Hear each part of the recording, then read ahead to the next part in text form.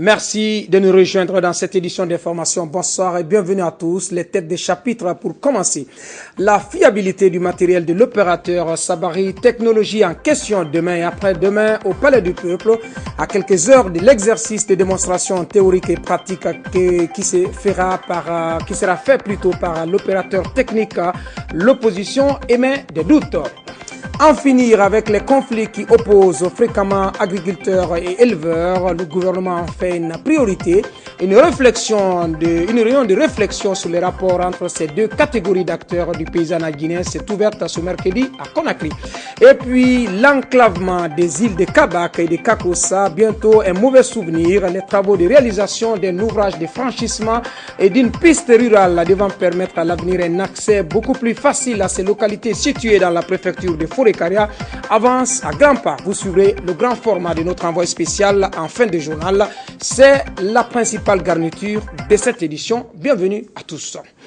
Deux réunions pour que Sabari Technologies fasse la démonstration de la fiabilité de son matériel. C'est à cet exercice que la CENI va s'atteler demain et après-demain. Déjà, dans les rangs de l'opposition guinéenne, notamment au sein de l'ADP et du collectif, on a la conviction que les kits de WEMAC sont inappropriés pour en tout cas une révision du fichier électoral. C'est pourquoi cette opposition s'interroge sur ce à quoi la période de gel temporaire des opérations de révision des listes électorales pourrait servir. La mouvance présidentielle a un avis tout à fait contraire sur la question. Kerno Suleiman Diallo, reportage. Organiser une concertation entre les acteurs politiques et les rassurer avec les partenaires techniques et financiers quant aux compétences de l'opérateur Sabari Technologies, tels sont entre autres les résultats auxquels on devrait aboutir au terme de ces 6 jours de gel des opérations de recensement électoral en cours. À en croire les réactions des leaders politiques de l'opposition, le pari est loin d'être gagné. Comme nous l'avons dit hier, pour nous c'est un non-événement. Nous ne comprenons pas d'abord quelle est cette cacophonie. D'un côté, on nous dit que la présidence vient de donner des instructions pour qu'on suspende le recensement. D'ailleurs, au moins c'est clair, il s'agit de recensement, maintenant les termes sont clairement définis. Et de l'autre côté, on nous dit non, il faut le continuer. Je dis c'est une mise en scène. Ce n'est que cela, parce que sinon je ne peux pas comprendre qu'on nous demande de faire une suspension et que de l'autre côté on dit le président de la CENI a dit de continuer. J'estime qu'il faut avoir beaucoup plus de respect pour le peuple de Guinée. Nous ne pouvons pas continuer de nous comporter de cette manière. Pour le président de l'UFDG, l'incapacité de Sabari Technologies a été déjà constatée par les experts. À son tour, le président de l'UFC remet en cause la volonté du pouvoir de dialoguer avec l'opposition avant d'insister sur l'incapacité de Sabari Technologies. Si à la limite, ce gel du recensement avait été mis à profit pour engager des concertations avec la classe politique, de manière à corriger les erreurs et de manière surtout à s'entendre sur le caractère consensuel d'une nouvelle CENI, ça aurait été quelque chose de très bien.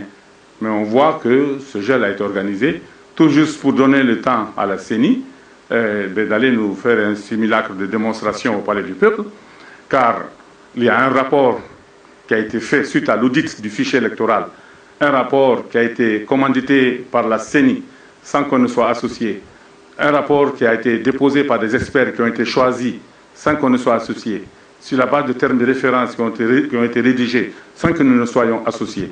Donc un rapport qui est censé être favorable à la CENI et aux autorités, mais malheureusement pour eux, ce rapport a mis en évidence des lacunes importantes dans le dispositif et des faiblesses significatives du matériel WEMAC.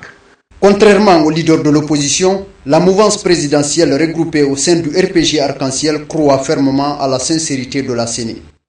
Je pense que la CENI est bien placée pour comprendre en combien de temps elle peut parler, se comprendre avec les acteurs politiques qui sont de bonne foi bien sûr, et aussi pour évaluer la performance des machines sur place. Un optimisme qui devrait s'étendre au-delà du parti au pouvoir.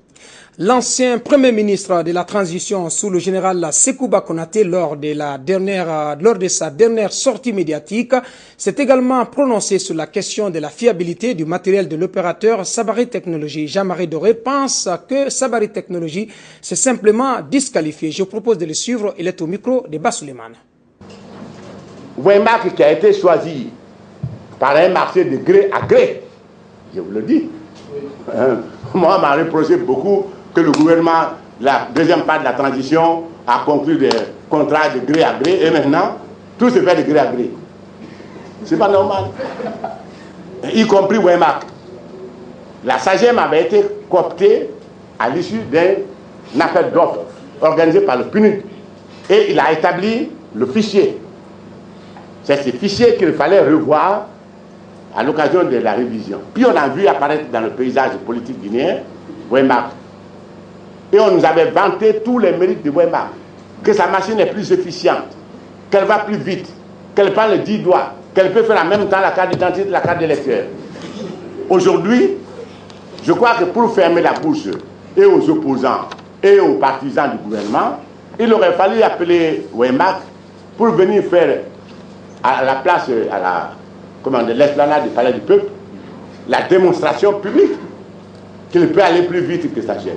Or, les productions que nous avons déjà par expérience sur le terrain, et fait à peine, je vous le dis, j'ai noté pour ne pas me tromper, Wemac fait 50 électeurs, il enregistre 50 électeurs à 60 électeurs par jour. 60 au maximum par jour. La SAGEM fait au minimum 150 avec la pointe de 200. Est-ce qu'on peut hésiter? À moins qu'il y ait une raison cachée. Vous comprenez? Mais plus grave que ça, c'est qu'il est impossible de transférer les données qui sont dans la mémoire de SAGEM à Wemac et de transférer de Wemac à la SAGEM. Ça veut dire quoi? Et puis, d'après le rapport d'audit qu'on devait publier, qu'on devait vous donner, qu'on devait me donner à chaque citoyen guinéen pour trancher cette question-là, c'est caché comme un gris-gris de la forêt sacrée auquel les non-initiés n'ont pas accès. Vous comprenez? À cause de ces deux données-là, Wemac est disqualifié. Au Front d'Union pour la démocratie, le progrès, le FDP, on doute aussi de la fiabilité du matériel de Wemac. Dans une déclaration rendue publique cet après-midi, le FDP croit dur confère qu'avec ce matériel, la CENI veut organiser un recensement exhaustif des populations. Par ailleurs, le FDP impute toute la responsabilité de l'échauffement de l'échiquier politique à la CENI au pouvoir en place. C'est pourquoi cette coalition politique est convaincue que la CENI, dans sa configuration actuelle, ne peut pas conduire la Guinée à des élections législatives transparentes. Mamadou Sadio Baldé, décryptage.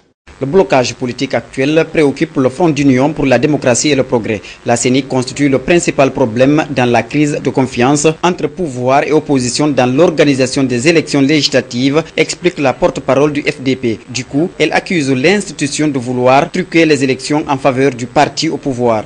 En dépit des conclusions non équivoques du dialogue inclusif, le pouvoir et la CENI, qui lui est de fait inféodé, ont continué sur leur lancée d'organiser des élections non transparentes pour une assemblée préfabriquée. C'est pourquoi, argumente la porte-parole du FDP, le pouvoir ferme les yeux sur les violations des principes régissant l'organisation des élections législatives. L'opération de révision des listes électorales annoncée n'est qu'un leurre.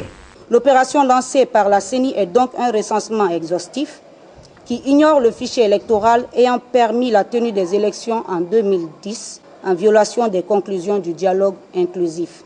La CENI et la mouvance font la sourde oreille sur toutes les propositions de sortie de crise, s'indigne le FDP. Ce bloc politique martèle que cette institution, dans sa forme actuelle, ne peut organiser une élection transparente. Tant que la CENI actuelle, dans laquelle l'indispensable parité entre le pouvoir et l'opposition est rompue, ne sera pas profondément réformée.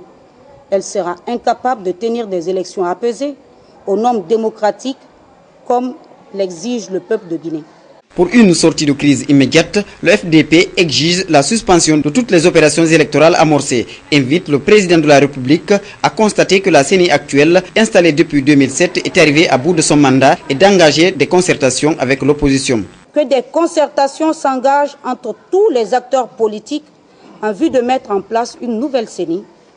Toutes les dispositions législatives à prendre se feraient en concertation avec le Conseil national de transition. Parlant de la manifestation du 10 mai, organisée par le collectif et l'ADP, la porte-parole du FDP trouve normale la démarche de cette partie de l'opposition. Politique toujours dans cette édition d'information, la CJDDN, la coordination des jeunes démocrates pour le développement national, s'indigne de l'organisation régulière des manifestations par l'opposition. Au cours d'une conférence de presse ce mercredi, les responsables de ce regroupement de jeunes proches de la mouvance présidentielle a fustigé la propension de certains leaders de l'opposition guinéenne à recourir fréquemment aux manifestations pour se faire entendre. Compte rendu, Ibrahima Sori Yari Ansani. C'est au regard de la situation sociopolitique que traverse le pays que cette coordination a rencontré ce mercredi les hommes de médias à en croire ses responsables. Objectif, sensibiliser la population jeune des conséquences imprévisibles des manifestations répétées de l'opposition dite radicale. La CJDDN condamne avec fermeté ces multiples manifestations, marches soi-disant pacifiques, villes mortes, attaques de kits dans les quartiers, destruction d'édifices publics qui freinent notre démocratie tant souhaitée. Comment pourrons-nous accepter et porter confiance à ces leaders politiques qui n'ont aucune considération de notre vie, qui ont poussé des centaines de milliers de jeunes au stade du 28 septembre, dont le résultat était mort, coups et blessures, viol. Dans leur déclaration, ces jeunes accusent les leaders de l'ADP du collectif d'être responsables du retard que connaît le pays aujourd'hui. Ils estiment que cette opposition n'a rien à dire aux Guinéens. L'opposition radicale que je vois là n'a rien à demander à la Guinée, car ils ont déjà pris leur part. Ils n'ont rien à demander. C'est nous l'opposition, nous qui avons été victimes des détournements, des arrestations arbitraires, la violation pure et simple de la loi, des détournements. Nous avons assisté. C'est l'opposition là, on voit aujourd'hui dire qu'il n'y a pas eu de changement en matière de démocratie en Guinée. Visiblement très proche du pouvoir, cette coordination a cependant appelé le chef de l'État à privilégier le dialogue avec tous les leaders pour sortir le pays de l'impasse politique qu'il traverse. Et s'il y a une structure qui s'indigne de toute l'agitation qui caractérise actuellement la scène politique guinéenne, c'est bien l'ONDG, l'Observatoire national pour la démocratie en Guinée. Son président Khalifa Gassama Diaby est très remonté et dans une communication dont notre rédaction a obtenu une copie, a décerné des bonnets d'âne à tous les acteurs de la scène politique guinéenne, à ses yeux guidés plutôt par des mobiles autres que l'intérêt supérieur de la nation. Il les rend tous coupables de l'enlisement politique actuel qui affecte profondément les conditions de vie des populations guinéennes. Abdul Karim Kamara a parcouru le document pour vous. Voici son commentaire. L'Observatoire national de la démocratie en Guinée a toutes les peines du monde, voire le regret qu'après 54 ans d'indépendance, les dirigeants et politiques guinéens continuent de trimballer leur peuple par le truchement de leur position cynique. Aujourd'hui, la situation ressemble à une tragédie comique de l'Odyssée, dans un environnement de dialogue de sourds avec des acteurs politiques forts de convictions désastreuses pour la Guinée et les Guinéens. Poser la question de savoir si le Guinéen rêverait-il de vivre dans la paix, la dignité, la justice et la liberté, cela a tout son pesant d'or. Si toutefois les politiques se rappellent l'existence de leur peuple, l'intérêt supérieur de la nation est foulé aux pieds au détriment des intérêts égoïstes et partisans. Le tout dans une cacophonie cynique, constate M. Khalifa Gassama Diaby, président de l'ONDG. Par les temps qui courent, des mots comme modération, éthique, intérêt général n'ont plus droit de citer en Guinée quand ils sont supplantés dans le concret par d'autres mots comme intérêt partisan, radicalité ou extrémisme opportuniste et le stratégique. Peu importe que le peuple soit dans les besoins vitaux et cruciaux, l'essentiel pour les uns et les autres, c'est de gagner quel qu'en soit le prix. Chacun se dit, après moi, le déluge. Les Guinéens ne me diront pas qu'ils ignorent la règle qui dit que dans chaque société humaine, pour que la compréhension s'installe, il faut accepter le dialogue. Alors, pourquoi ces acteurs politiques dérogeraient-ils à cette règle? Ou bien c'est leur Guinée qui a toujours vécu la vie de la jungle, où les plus faibles sont écrasés par les plus forts. Moi, peuple guinéen, j'ai envie de disparaître dans un trou de souris, en ce sens que cette situation politique ne semble pas décrisper de sitôt.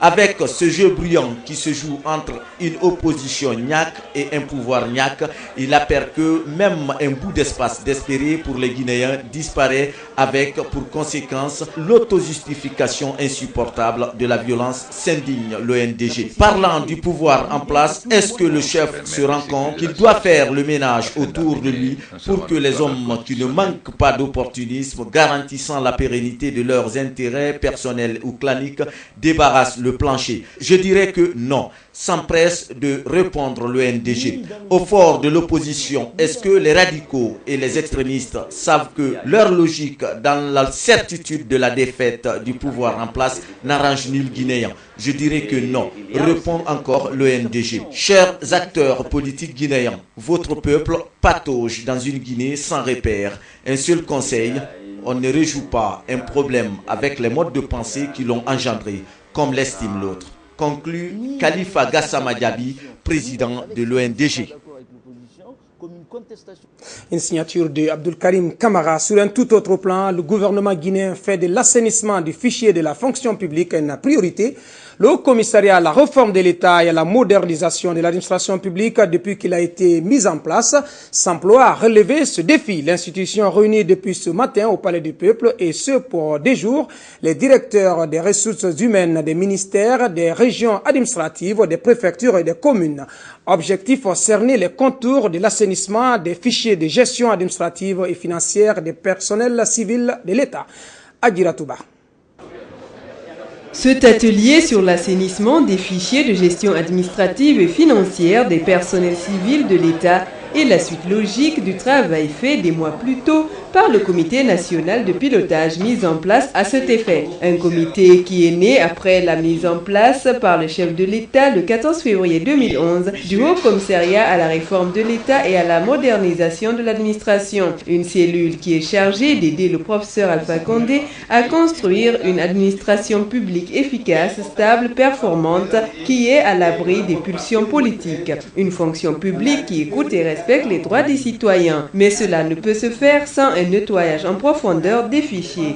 Un nettoyage pour enlever les doublons qui perçoivent plusieurs salaires, les personnes décédées qui continuent à être payées, celles qui travaillent à la fois à la fonction publique et dans le privé. Cet assainissement concerne aussi les intégrations fantaisistes, le déplacement des personnes de hiérarchie B ou C pour la A sans formation appropriée. Le HCREMA a mis en place un programme comprenant 3 axes principaux, à savoir le développement institutionnel et la réorganisation de l'État, la réforme de la fonction publique qui est l'objet de la présente rencontre et enfin la modernisation et la fiabilisation de la gestion des effectifs et de la masse salariale. Le ministère du Travail et de la fonction publique attache du prix aux résultats qui vont sortir de cet atelier.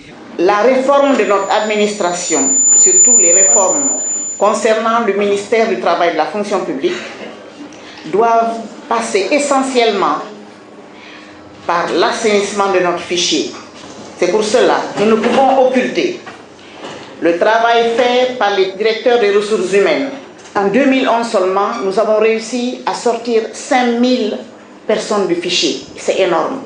Ce processus de longue haleine nécessite l'implication effective de tous les DRH, car ce n'est qu'après l'assainissement du fichier de l'administration qu'il sera possible de passer au recensement biométrique des travailleurs de la fonction publique.